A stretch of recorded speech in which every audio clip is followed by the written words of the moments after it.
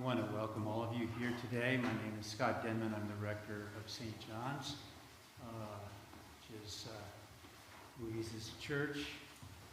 And we're so glad that you are all here to join with us in the celebration of David's life. I do have a couple of pragmatic announcements. We have a way of saying here, don't go out the way you came in. And that is not a spiritual comment, although that is of great interest to us. But a practical comment, this is a one-way path that you're on. If you came in this parking lot, keep going. And if you thought that was thrilling, just wait. It looks like a dead end down there, and there is no dead. Don't go up the hill. But go straight and stay level, and then there's a sudden right turn, and good luck. And we apologize for the craziness in the parking lot because we're trying to fix all that by building a new entrance on the main road, and so thus the mess. But we're hoping you feel comfortable and warm and mindful of the amazing life that David had and how much love and also love.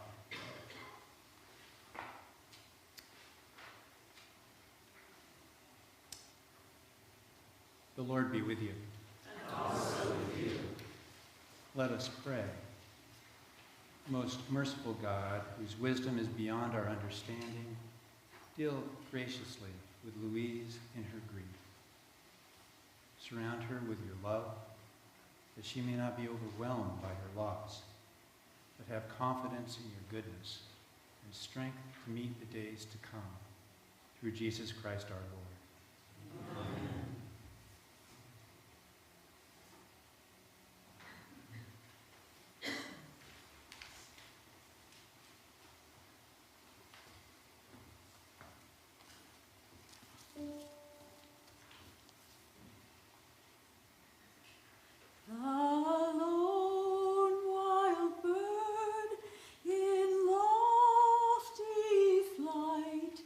Is still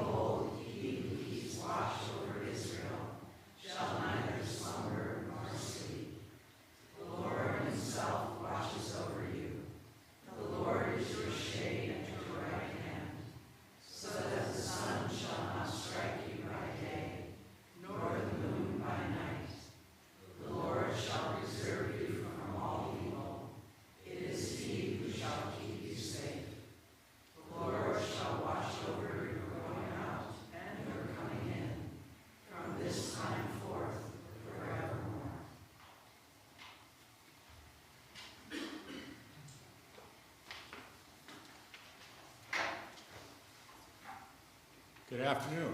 Good afternoon. I'm Todd Peterson. I'm David's youngest brother. I'm one of the two brothers that were considered the tall brothers. Thank you for coming here today. My brother Scott and I gathered some remembrances which we're going to share with you. But at our first opportunity, which is now, we would like to thank some people for their support through the care of David and through his illness. In particular, we want to thank you, the caregivers. In particular, we want to thank Milagro and Naja and Dana and Rosie for all of your support. We'd also like to thank the Kaiser Oakland medical staff for all of their expertise, all of their efforts, and all of their caring. And we'd also like to thank all of you. We'd like to thank David's many friends and family who supported him and Louise in his last days. Thank you very much.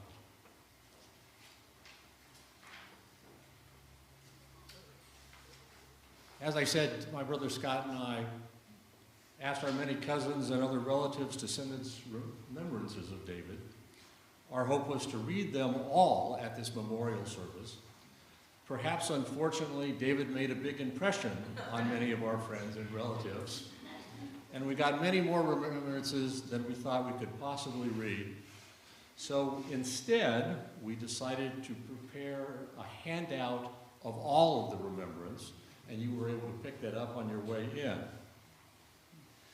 We also decided that Scott and I, and his daughter Susan, and our cousin Gary, would add some of our own remembrances, and we decided to share those with you now. As we reviewed the written remembrances, we noticed many had common themes, including travel, family, motorcycles, guns, dogs, more cameras, more guns, and many mentioned his willingness to travel his own path and to share beauty with his photography. Most mentioned was his thirst for adventure, which could be a little bit out there. I remember an adventure like that. Before I retired, I was a lawyer. Many of my clients were in the construction industry. One was an international scaffolding contractor, if you can imagine. Their job was to go around the world and erect temporary steel work platforms, sometimes on the outside of very tall buildings in very extraordinary places. For example, they had helped erect scaffolding around the US Capitol. Years before, they had helped scaffold the Statue of Liberty. It was pretty amazing to see their work. It was even more amazing to be able to climb on it. I remember telling my client to call me if they had a particularly exotic project. I'd love to visit it and to climb it. A couple of years later, that client called back and said they had a particularly exotic project. They were putting a scaffolding around the Nebraska State Capitol in Lincoln, Nebraska, which happened to be my hometown and David's hometown. He said, I was welcome to visit that project in Lincoln and to bring a guest. I sensed adventure. Naturally, I called David. A few weeks later, David and I flew out to the Capitol in Lincoln. For those of us here who don't have a mental image of what the Nebraska State Capitol looks like, it is a very tall building, 30 to 40 stories tall. On the top of it is a 19.5-foot statue of a man spreading seeds. And this makes a lot of sense in Nebraska. It's an agricultural state, so that makes sense. When David and I arrived, the building was completely encased in scaffolding. We rode the elevators to the top of the highest floor, then we crawled through a hatch in the roof, and we were on the very top of the building. It was incredible. We had a 360-degree view of the Nebraska plains. The view was stunning. We even got to climb to the top of the statue and pat him on the top of his head. Unfortunately, it was a cold and windy day, and it began to rain. We were eventually told it was time to leave. We were also told it was time for lunchtime for the state workers who were working in the Capitol, and they were using the elevators. So they told us to walk down the scaffolding to get to the ground. The scaffolding was on the outside of the building, and it was 40 stories high. We thought that was just a little bit more adventure that we could hope for. It wasn't supposed to be difficult. They had installed multiple sections of stairways within the scaffolding, and each section of stairway had about 10 to 12 steps. You simply walk down one section of steps, then walked a short distance to the next section of steps, and so on, and eventually you got down to the ground level. It wasn't easy. The steps were steep, the temperature was cold, and the rain was worsening. But there was another problem. At the beginning of each stairway section, there was a horizontal steel bar welded to support the scaffolding. And that steel bar was right at about forehead height.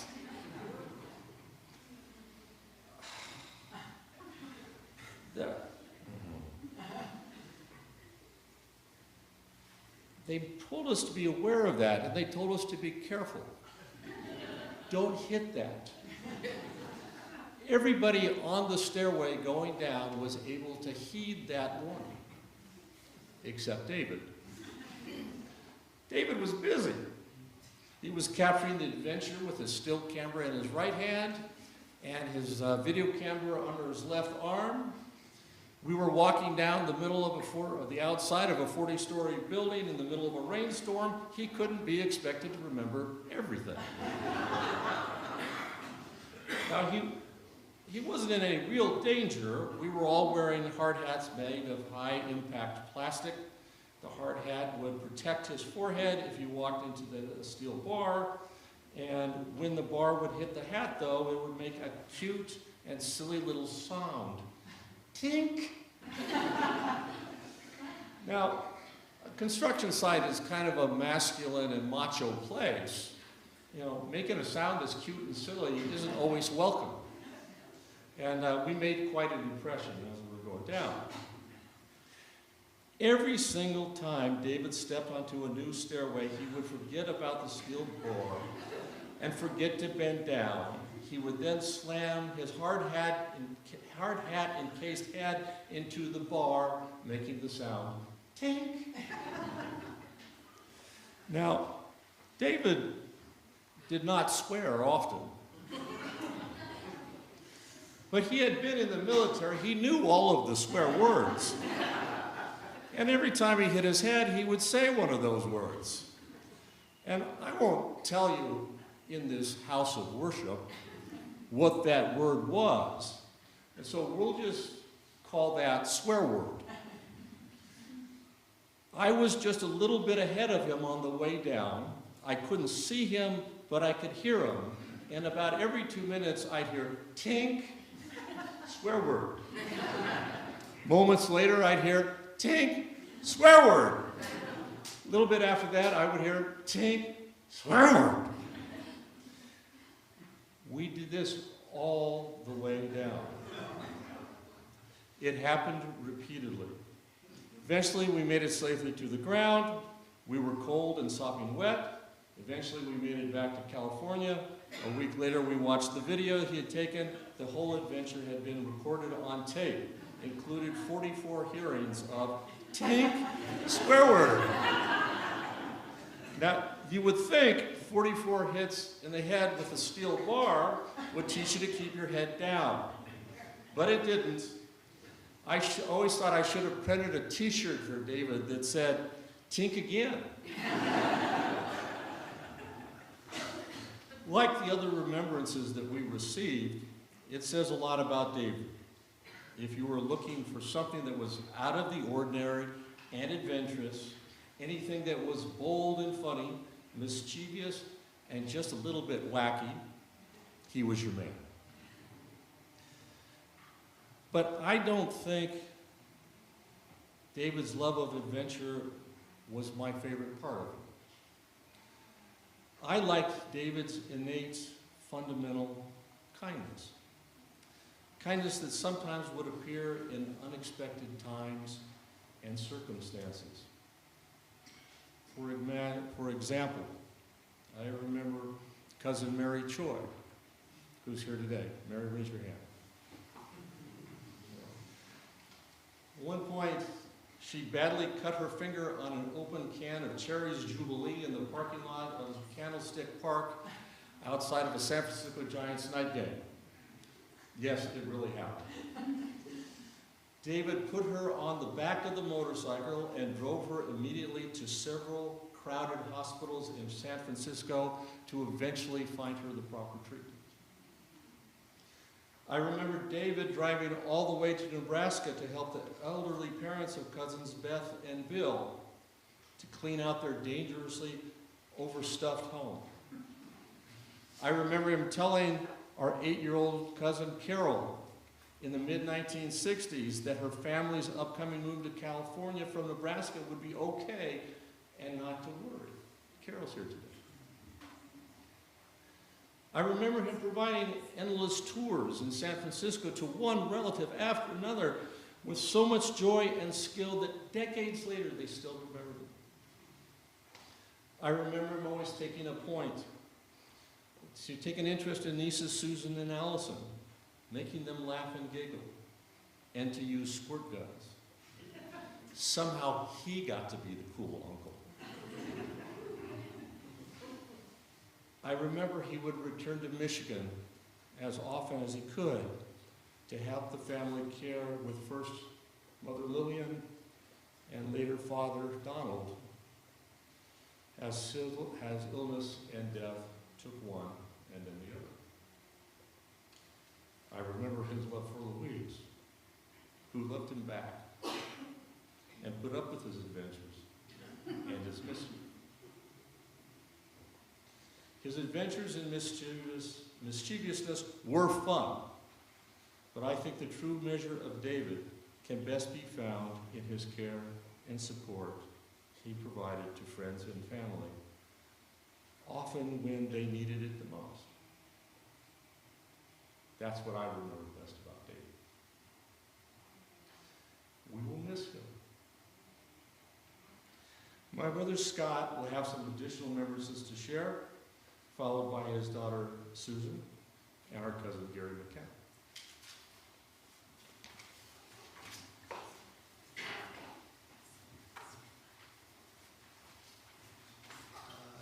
Greetings, and I'm really appreciate everybody coming. But the very first thing I want to say first of all, and you'll all immediately agree with me as soon as I say this, because it's very, very true that I am the middle brother and far and away the better looking of the three brothers as you can do this. And I'm only saying this because it's a fact, because that's what my mama always told us when I was young. So there. And I'm saying this, I made this all up, but I'm saying this because that wonderful story that they said about climbing the Capitol building and all that wonderful stuff, they did not invite me to that. And this is the payback for that too. So, anyway. Okay, so here's my memory of David. When I was thinking about my thoughts on David is when I was thinking about what I would say, and I'm going through our life, that even though David was only 2.5 years older than me, and we grew up in the same era and things, and have just a ton of shared experiences together, we grew up with a whole different set of interests. We just grew up in different directions, kind of. And the best way to kind of illustrate that is that if you could get into a time machine and go back in time and look for us, you would look for us in back to the 50s and 60s, that you would look in completely different places. And if you're looking for me, you would look outside, because I like climbing trees. We had this beautiful tree, the stair step limbs that I could go up to the top. Or I love riding bikes, and my friends in the neighborhoods just loved jumping on a bike. And back then, we grew up in Lincoln, Nebraska, and back then, Lincoln was a city of neighborhoods, connected neighborhoods. We just loved going to, and each neighborhood had something, a different park or a different ice cream store or whatever. And it was wonderful exploring those. And it was all connected by a beautiful downtown, bright and shiny downtown with an incredible Capitol building, which you will never forget if you ever drive through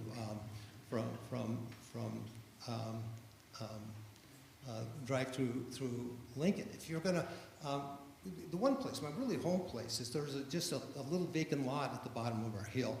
And every day after school, the kids in the neighborhoods would come home and we'd strip off our school clothes and we'd go down there and we'd choose up sides and we'd play baseball, we'd play football, and in the wintertime we'd build these incredible snow forts and just have these ferocious snowball fights in the middle of winter. And that's where you'd go to to look for us. If you're going to go look David, you look inside. And David was for one thing, he was a reader. And I mean, he read real books, the kind that had words in it, and no pictures, things like Mark Twain and stuff like that. But I really remember most about him is he loved to build things. He loved to build. He had a talent for it, and he built all kinds of things. He played with Tinker Toys. Does anyone remember those, or do you remember Lego block, or not Lego blocks? Lincoln Logs was a big thing there, which was the Lego blocks of his era. But most of all, he loved to build models, and that's the thing I really settle on, like that. And not only did he like any kind of model, race cars, model airplanes, tanks, and battleships, and not only did he build them, he knew everything about them. He knew what battles they fought in, and how many guns it had on it, and all kinds, and who were the heroes of that, and he enjoyed telling us about that. Telling us about that, and that's just the way he is. But there's one thing, even though we were very, very different, miles of difference, even in terms of personality. David had one of his superpowers is he had a way of finding a common interest with people, and Todd talked a little bit about that, about finding a common interest with people, and an example of this is one day he just came up one time, just out of the blue, and he said, "Hey, Scott, come on over here. I want to show you something down in the basement." So I went down the basement, and which is where David's bedroom was, and he had a long table. In the middle of that table was a model airplane, and that was the thing he loved. And he asked me, he said, "Do you want me to show you how to put this together?" And I said, this was like going down a rabbit hole, okay? And I said, "Sure," like that home. And so he did. He started taking, this was a good-sized model, and he had all the parts of that thing. It was laid out like a thing, and David was extremely well organized. And they were laid out in straight lines, and some of these parts were they were like threads. And then he would pick up this thing and dip it, and he'd put it in the airplane. And not only would he do that, he would tell me everything about that plane, and on and on. And the first thing, if you ever been to a Lynn reunion or a Cousins reunion, David didn't just speak in words, and he didn't just speak in sentences. He spoke in complete paragraphs. And so he was telling me about this, and he would layer the paragraphs on top of each other. And that was really interesting. That was he has just a huge collection of just things that he had, and he loved sharing them with people. So, and he did that, and then finally he was done with his, and then he just came out of nowhere and said, "Hey, would you like me to show you how to do this?" And he got out this little tiny, like David's aircraft or aircraft literally had, I swear to God, there's 1,000 pieces to it. And this was a beginner set that somebody had given him. And if I had any doubt of, what should I get David for his birthday or whatever, it was a model airplane, or model, any kind of model. But this was just under his thing. David was, he had an aeronautical engineering understanding of planes, and this was literally the little kiddie car. But anyway, so we opened it up, and he started showing me how to put together. And again, he would tell me everything about this. And it occurred to me that it was just, I couldn't even color in the lines, much less build something like this. But it was, I ended up building this airplane, and I was kind of proud of it a little bit and all that. It looked like an airplane. And then I looked over at David's, it was over here, which looked like it was on a battleship or the airplane. It was ready to sail off into the wild blue yonder. And I looked at mine, and mine looked like a porcupine. So it kind of looked like this, But I was proud of it. And here's David's second power, is that he found, here's David with all this knowledge about whatever he was doing. And they were excellent. They were flawlessly done. And they did look like they were going to take off and fly. And then here's me with my little porcupine here. But he was able to find a common interest. And that's the biggest thing I remember with David. And is a pattern that we carried all the way through our lives, through right into adulthood. And when I grew up, I moved to Michigan and had 2 kids, 2 wonderful things. David was in California. But he also, he came into town a lot because my parents retired near us, and he was coming in, like Todd often did, to help with that and stuff. But he would call me. David's very impulsive. If he sees something and he looks at a picture of Mexico and he looks at that, and all of a sudden he is on his motorcycle and he's going down to Mexico. So I had to train him. He said, you just can't call me. You have to call me, he might call at 6 in the morning, just because it occurred to him. He said, hey, I want to tell this to Scott. And I said, you can't do it. So I finally trained him. It took years to do that you had to call me about at supper time at home, because that's the one time I was pretty sure I was going to be there. And he did it. He started calling me this. And so he would call me, and the first thing we'd do, we'd talk about business. He'd tell me what time his flight is coming in, and both David and Todd were really good about coming in and helping with my parents as they aged, and we'd get that out of the way because he put in ramps and all kinds of things for me. And then all of a sudden he would just drop this little thing, and he'd say something like, well, what do you think of the new Godfather movie? And that was one of our common areas. And just like that, we're going down this rabbit hole. And so when he called, I would immediately go downstairs, and talk. And this one time he called me, and we were cleaning up the kitchen. And so we just finished dinner, so I went downstairs, and we started talking, and boom, we went down one of those rabbit holes.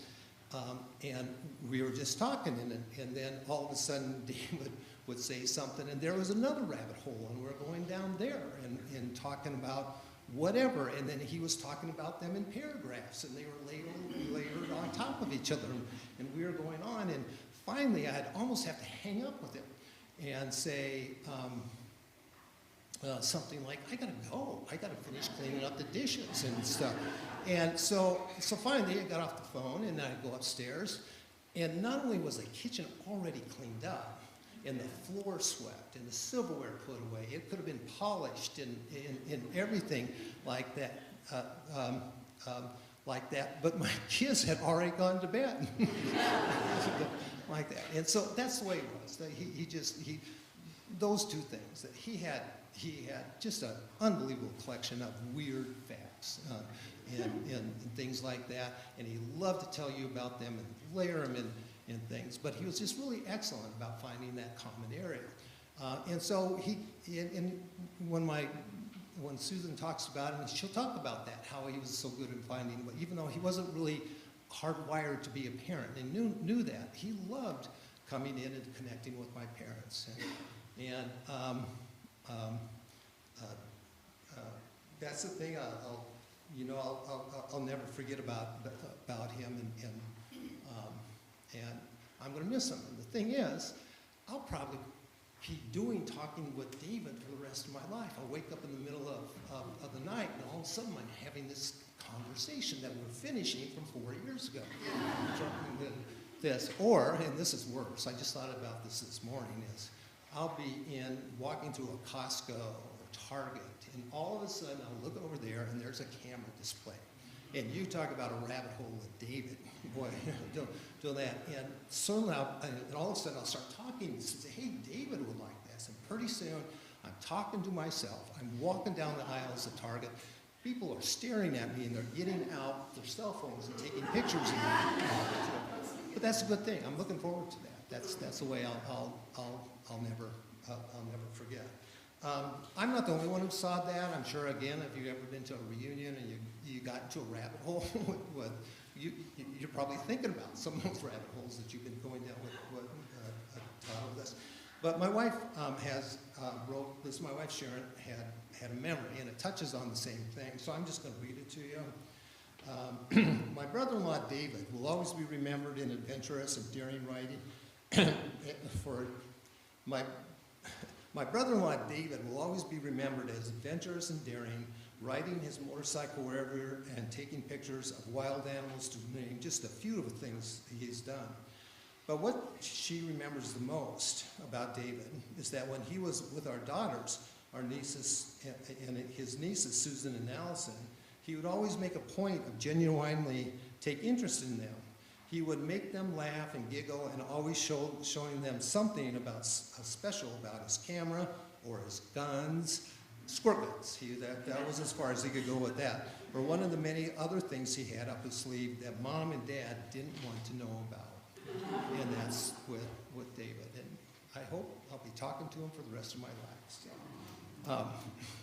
anyway, I'd like to introduce Susan. This is my daughter, Susan Zambo, and she'll be next up here sharing her own memories of that, too. So.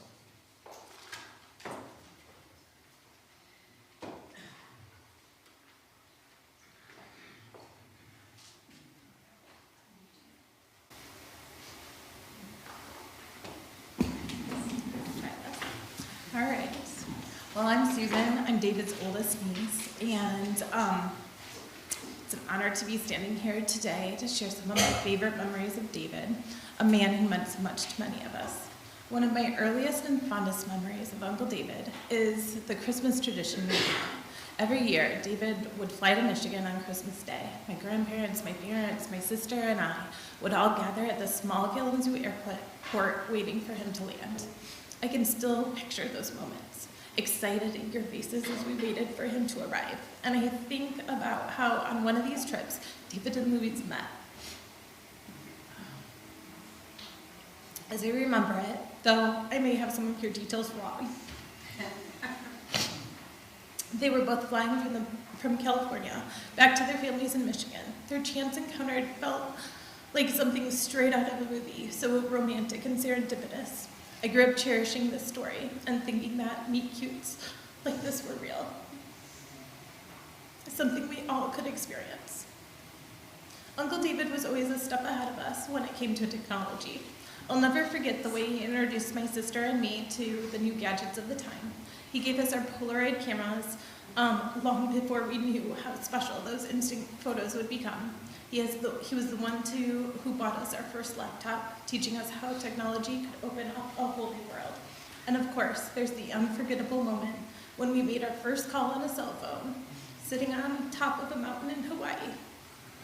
This is back in the mid-90s when cell phones were still a rarity, and to us, it felt like we were doing something truly groundbreaking. Growing up, I dreamed of living a full life of adventure and creativity, driving a yellow Volkswagen Bug across the country, meeting people, being an artist, creating my own community. Uncle David's life seemed like the one I wanted to emulate. I loved hearing stories about his camera shop, about the friends and community members who came through his doors, his tales about the Renaissance fairs, the plays he helped design, and the people he met. These were the stories that defined the kind of life I wanted While my life hasn't exactly mirrored his, I can say that with certainty that because of Uncle David, I had the courage to leave the familiar behind and forge my own path. I moved to Colorado, where I built my own community, but I still carry with me the love and lessons David shared.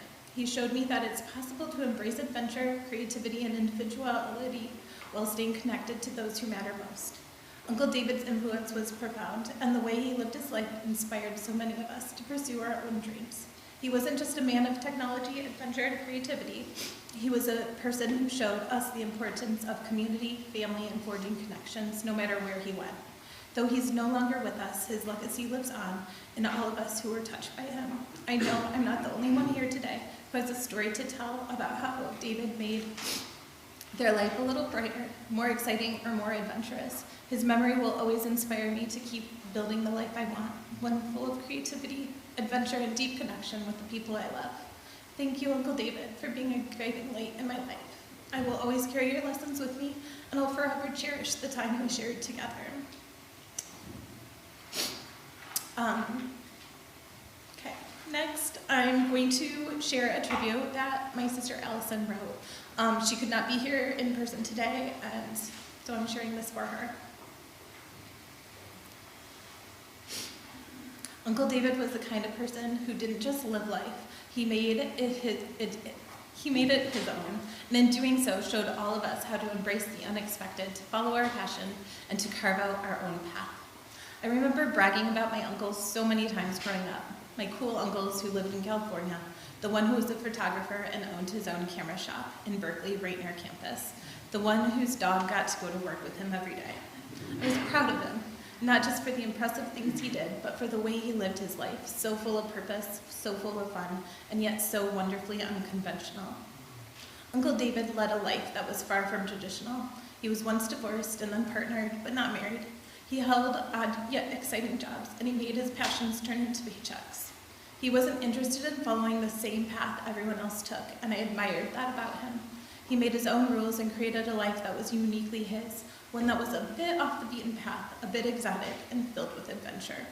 One of the things I'll always travel are the visits Uncle David made to Michigan, where he would always take my sister and I to the mall arcade. We'd spend what felt like hours, maybe even a lifetime, pumping quarters into the machines, collecting tickets and turning them in for candy in cassette cases. We all just sort of lost ourselves in the fun, and I can hear his laughter echoing in my memory. His stories were special too. To be honest, I sometimes found them a bit more like lectures, but his take on family memories, Buffy the Vampire Slayer, working with tigers, encounters with Angela Davis, and of course, everything Renaissance fair, were sweet, spicy, and something I now cling to. So grateful for his willingness to share and to have stored in my memory. They didn't just help me know him better, but also my grandparents, relatives I never knew, my dad, Berkeley, Kalamazoo, the whole world, really. Uncle David's stories always felt like a window into another world, one full of unexpected adventures, and they inspired me to approach life with the same sense of curiosity and openness. Uncle David was more than just a cool uncle to me. He was an accidental mentor. I truly believe that the life he led gave me permission to live my own life in a similar way. He showed me that living a non-traditional life isn't just acceptable, it can be fulfilling and meaningful, that it's okay to follow a path that's a little different from everyone else's, and to build a life that is uniquely yours. Through his example, I learned that leaving home doesn't mean disconnecting from the ones you love, that hobbies can be just as important as a formal career, and that passions are always worth pursuing. And I will always be grateful for these lessons and for the moments we had together. Thank you.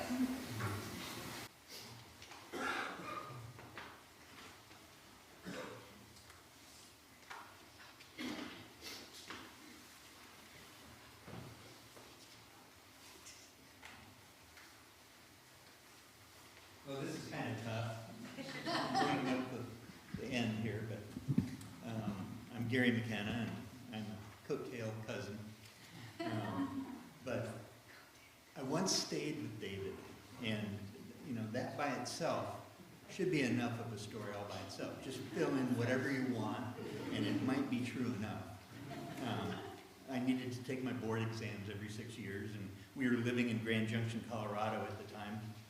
And the 1990 exam was being held in Berkeley, California. I said, yeah, why not? Why not drive to Berkeley and stay with David? I'll just drive overnight. And he offered once to put me up. I reminded him, and he said, sure, come on down. So I arrived at his apartment, and he welcomed me in. What a cool place. I mean, lots of weird and wonderful things to see. We were like kids, and he was showing me all his cool toys. And I was thinking, does the FBI know about this guy? Anyway, it was getting on time to eat, and I offered to take us out to get some food. And he had that kind of a smirky look. And he looked at me and said the freezer and the refrigerator were full of food in anticipation of my arrival. Well, I was thinking, I did not know culinary David, and this would be a treat. We went into the kitchen and he opened the refrigerator. Packed top to bottom were frozen and pre-made meals, possibly Trader Joe's. I didn't know about Trader Joe's back then. I looked at him with my mouth agape. Looking at that kitchen, there seemed to be a complete lack of food preparation equipment. I don't think he cooked. In fact, I've heard that his stove didn't even work. So, the microwave and the coffee pot were the most prominent things in that kitchen. David's organizational skills were on full display, though, in that refrigerator. Meals sorted by mealtime, breakfast, lunch, dinner with all the appropriate sides. Even the waffles were pre-buttered and had maple syrup. It was amazing. It seemed like there was every kind of food one could want. No muss, no fuss. I thought I'd been transported to the galley of the Starship Enterprise. Well, I understand him now. No need to let meal preparation get in the way of important things like showing me cool stuff, taking me places and telling me stories about weird things and people, or imparting wisdom based on arcane knowledge that only he possessed. And boy, was he possessed. So it's going to be a segue into another story about David, and then we're finished, I think. So, did I tell you about holding a camel? So his story went something like this.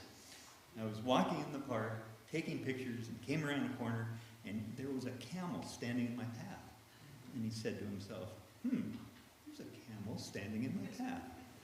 It turns out that there was a person attached to the camel. The woman was slightly agitated, and David asked her what was going on. And she said she dropped her, parentheses, insert object here, sunglasses, hat, hand grenade, back on the path, and needed to go back for it. David, of course, volunteered to go up the trail to look for said object, but she said, here, hold my camel and I'll be right back.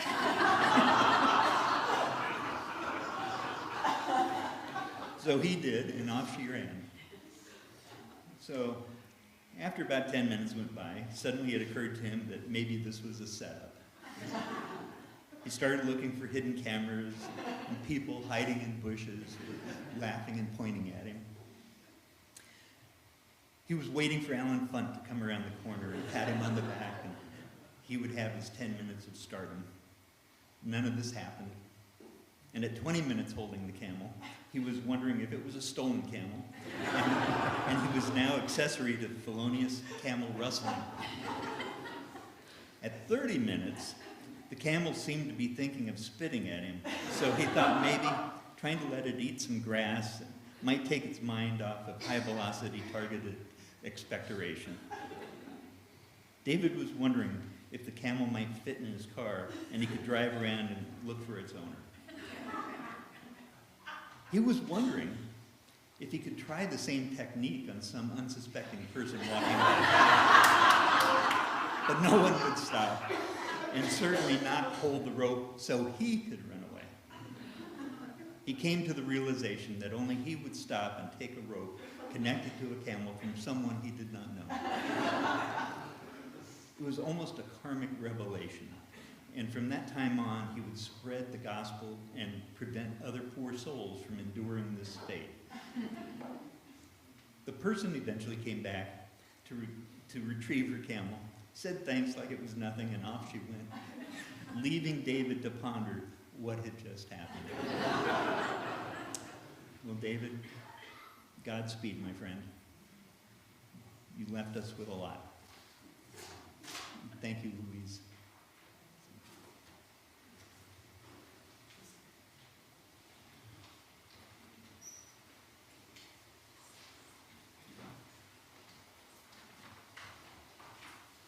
A reading from Paul's first letter to the Corinthians. Love is patient. Love is kind. Love is not envious or boastful or arrogant or rude. It does not insist on its own way. It is not irritable or resentful. It does not rejoice in wrongdoing, but rejoices in the truth. It bears all things, believes all things, hopes all things, and endures all things.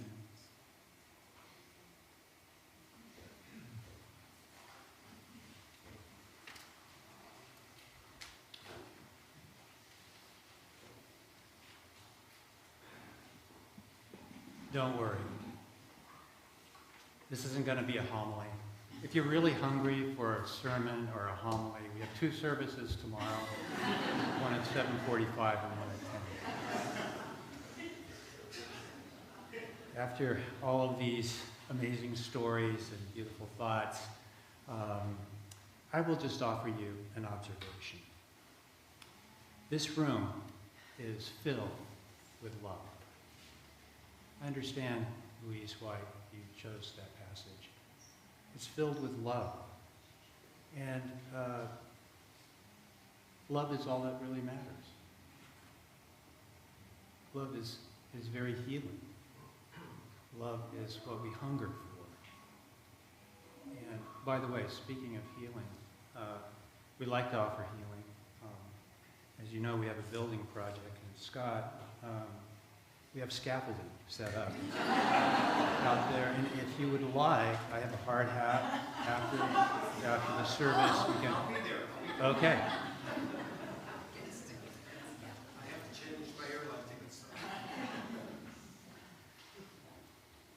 This reading about love reminded me of a passage in 1 John chapter 4:16, which says basically 3 words: God is love.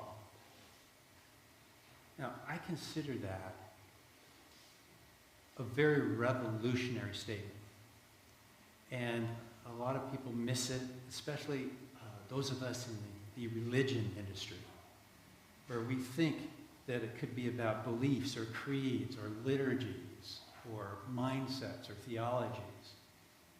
But God is love. And this room is filled with love.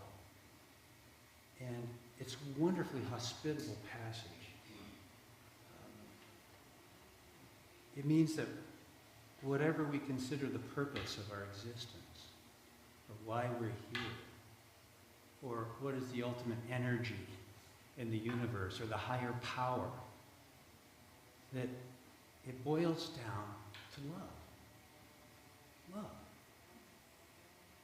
And when it comes to love, Louise and David nailed it. You really did. Right? You can't help but feel the love. Maya Angelou said, "I've learned that people will forget what you said, people will forget what you did, I might add, forget what you preach, but people will never forget how you made them feel. How you made them feel." I was visiting David one time, and he was, I think he was sorting out books, and he's going through all of his stuff and sorting them out. And what I was amazed at is he immediately made me feel comfortable because his sense of humor just shone through. And I loved that. And he made me feel as though I could sit there all day and talk to him comfortably. Immediate. So I understand all these wonderful stories that have been shared. He was somebody who made you feel a certain way, and that's clear from everything that's been said. Yes, grief is very hard. The Queen Mother who said, grief is the price we pay for love. So the grief that we feel is evidence of the love. And love is everything. And let us remember the reading you chose.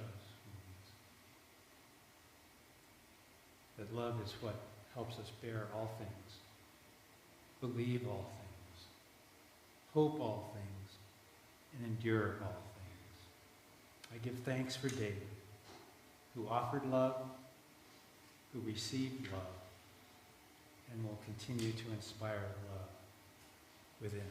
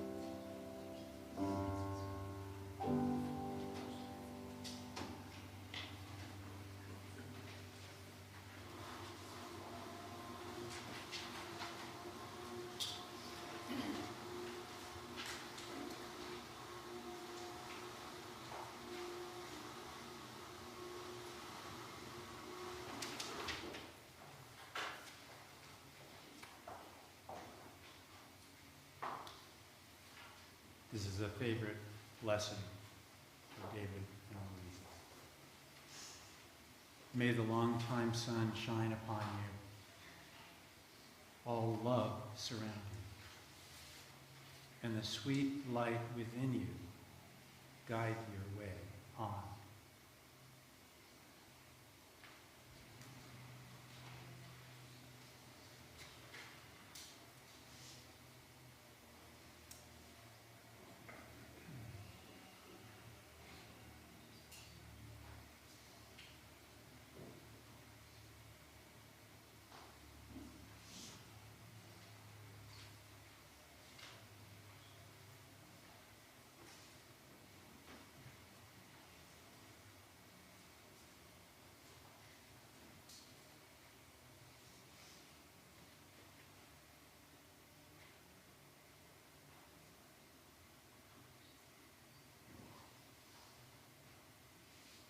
During the playing of taps, all current and former service members are asked to please render a hand salute.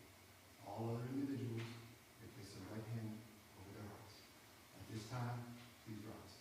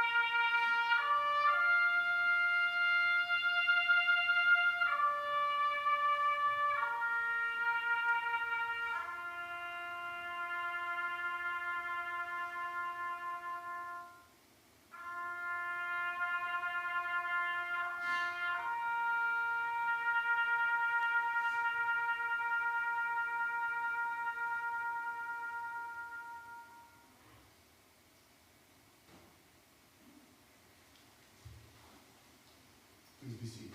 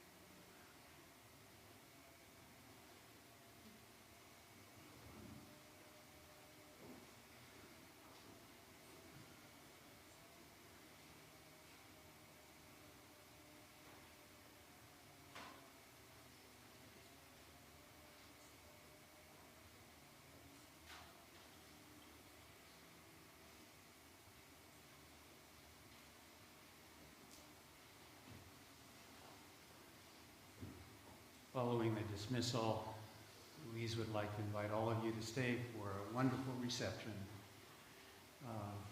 And even though there was clearly a lack of well-organized frozen entrees, I'm sure we'll provide a wonderful venue to continue our storytelling.